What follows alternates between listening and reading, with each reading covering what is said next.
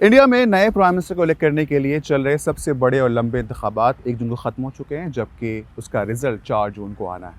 ये election 7 phases में मुकम्मल हुए हैं, तो हम आपको इस इलेक्शन के 7 अहम हाइलाइट्स भी बता देते हैं।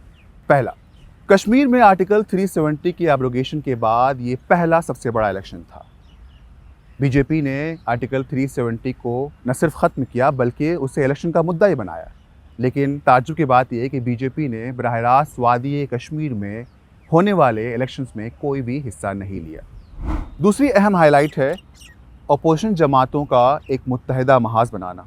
इंडियन इलेक्शन के मद्देनज़र कांग्रेस की सरबराही में इंडियन अपोजिशन पार्टीज़ की तकरीबन 24 यूनिट्स ने एक कॉलिशन बनाया, जिसका नाम उन्होंने इंडिया गठबंधन दिया है। ये अलायंस बराह रास्त नरेंद्र मोदी, जो कि वज़ीर आज़म है और भारत की तारीख के ताकतवर वज़ीर आज़म में शुमार होते हैं, उनको मुकाबला देने के लिए और उन्हें उनके मनसब से हटाने के लिए कॉलिशन तैयार हुआ है।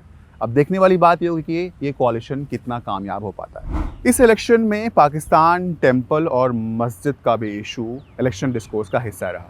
वज़ीर आज़म नरेंद्र मोदी के ज़रिए कुछ ऐसे बयानात रहे जो कि छाए रहे, जिसमें मंगलसूत्र की तकसीम और उसको छीनने वाली बात, ज़्यादा बच्चे पैदा करने वालों में ज़्यादा तकसीम करने की बात, उसके अलावा कांग्रेस के मंशूर को इंडियन मुस्लिम लीग का मंशूर करार देना, उसके अलावा कांग्रेस का मुजरा करने की बात, उसके अलावा कई ऐसे बयानात सामने आए जिसे वज़ीर आज़म के ज़रिए दिए गए एंटी मुस्लिम बयानात करार दिए गए हैं। जबकि वज़ीर आज़म नरेंद्र मोदी ने इन बयानात को हिंदू मुस्लिम के ज़ुमरे से खारिज करके कहा कि वो हिंदू मुस्लिम वाले इशूज़ में ना पढ़ना पसंद करते हैं और ना उस तरह के बयानात देना। चौथा हाईलाइट, इंडियन इलेक्शन में AI टेक्नोलॉजी और इंफॉर्मेशन टेक्नोलॉजी का इस्तेमाल बहुत ज़्यादा देखने को मिला। हमने इस इलेक्शन में कई मकामात पर AI और वर्चुअल समिट्स देखे, जहां वर्चुअल रैलीज़ हुई और वर्चुअली कई लीडर्स ने कई रैलियों को खिताब किया। सोशल मीडिया में जो कैंपेन्स ख़ासतौर पर यूट्यूब और ट्विटर और उसके अलावा इंस्टाग्राम और फेसबुक में बहुत बड़ी तादाद में पार्टियों ने इलेक्शन कैंपेन में हिस्सा लिया है। पाँचवीं हाईलाइट, अरविंद केजरीवाल की गिरफ्तारी एक बहुत बड़ा मौजू बना। ठीक इलेक्शन से पहले अरविंद केजरीवाल एक बदउनवानी के मामले में गिरफ्तार किए जाते हैं।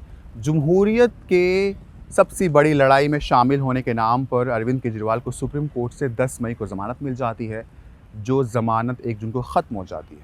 यह मसला भी काफ़ी छाया रहा और अरविंद केजरीवाल इसी मौजू पर देश भर में इंतखाबी रैलियों को उठाते रहे। इलेक्शन कमीशन पर बायसनेस और जानिबदारी के इल्ज़ाम भी लगे। अपोजिशन पार्टी की जानिब से बार बार इलेक्शन कमीशन पर यह इल्ज़ाम लगाया गया कि इलेक्शन कमीशन वज़ीर आज़म नरेंद्र मोदी और उनकी पार्टी के जो लीडर्स हैं, जो कि इलेक्शन कमीशन के ज़ाब्तों की खिलाफ वर्जी कर रहे हैं, उसके बावजूद उन पर कमीशन की जानिब से कोई कार्रवाई नहीं होती।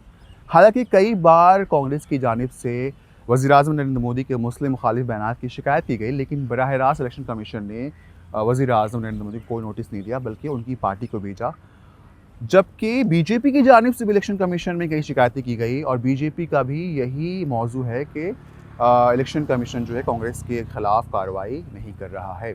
इस इलेक्शन में इलेक्टोरल बॉन्ड और दूसरी पार्टियों से बीजेपी में शामिल होने का मसला भी छाया रहा। इलेक्टोरल बॉन्ड, जो कि सियासी पार्टियों को गुमनाम तरीके से चंदा देने का एक तरीका है, सुप्रीम कोर्ट ने उसे स्ट्राइक डाउन कर दिया। और जब सुप्रीम कोर्ट की हिदायत पर इलेक्शन कमीशन ने इलेक्टोरल बॉन्ड की लिस्ट जारी की, तो पता चला कि बीजेपी वो पार्टी है, इकलौती पार्टी, जिसे इंडिया में सबसे ज़्यादा गुमनाम तरीके से चंदा मिले। जो इदारे हैं या जो कंपनियां हैं या जो कॉर्पोरेट इदारे हैं, उनकी जानिब से बीजेपी को मोटे मोटे चंदे दिए गए। वीडियो जर्नलिस्ट सोहेल भट्ट के साथ वॉइस ऑफ अमेरिका के लिए दिल्ली से सोहेल अख्तर कासमी।